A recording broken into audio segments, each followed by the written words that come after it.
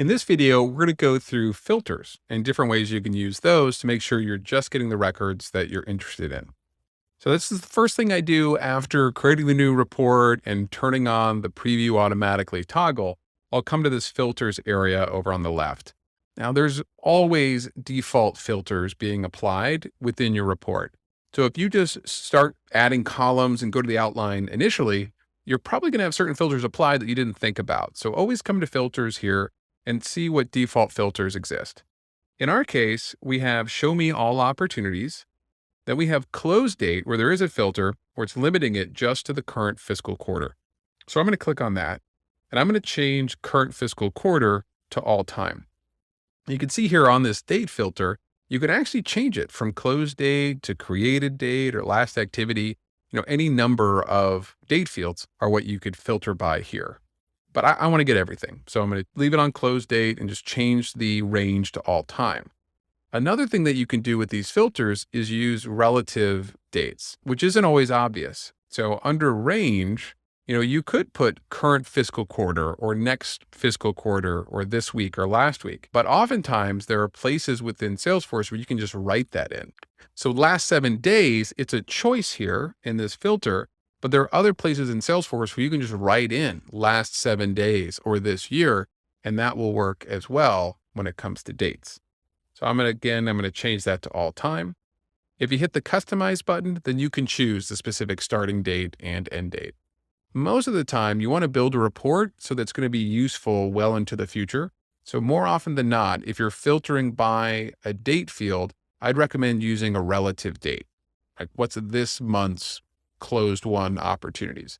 That way you don't have to keep coming back to it and modifying it every single month.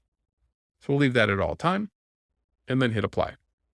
Underneath that, you can select the opportunity status or the probability. If we look at opportunity status, we have any, open, closed, or closed won. So closed is either going to be closed lost or closed won. Then obviously closed won is just one. And then open is anything that is still potentially going to be closed. And another way of looking at similar data is probability. So if you've got a lot of different stages and maybe that's not easy to filter by, you can use probability to look at that field instead of specific stages. And then at the very top, we have add filters. So from here, you can add any field that's available within this report type and use that as a basis for filtering. You can even filter on open text fields like next step and search for maybe a specific keyword. This could be handy if you're trying to find certain close lost reasons or something along those lines. So for this report, I'm going to add a couple more filters to show you one extra feature that's easy to miss around filters. So I'm going to add stage, and then under stage, let's say we wanted to get prospecting, close lost, closed won, ID decision makers, needs analysis. And then I'm going to hit apply. Now, as you add more filters, you can also add filter logic. Now, when you click add filter logic right now, we only have one additional filter. We don't really need a lot of logic between just one filter. So I'm going to add one more. Let's go ahead and add another filter on the billing state of the account. So I'm searching for billing state here under filters. And let's say if that equals easy for Arizona, we want to look at the record. Okay. So we've got, 2 different records have come back. And now let's add some filter logic. So by default, Salesforce is going to assume that you want all of these filters to be applied. You want 1 and 2 to be applied. So you only get back a record that meets both of those filters. But what you can do is change that and to an or. And now what this is going to do is give us back an opportunity that has one of those stages that we mentioned, that we selected, or happens to be in Arizona.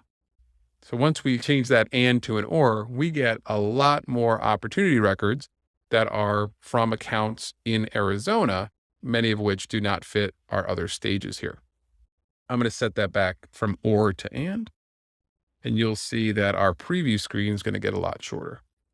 As you build out complex filters, just keep in mind you've got that filter logic there if you need it. So that's going to do it for our overview of filters. If you're not seeing the data that you expect to see and you know the report type is correct, the next place to look is your filters. Make sure there isn't one of those default filters applied that might be limiting your view of records. In our next lesson, we're going to go through the outline. We're going to go through adding columns, removing columns, and grouping them. I'll see you in the next video.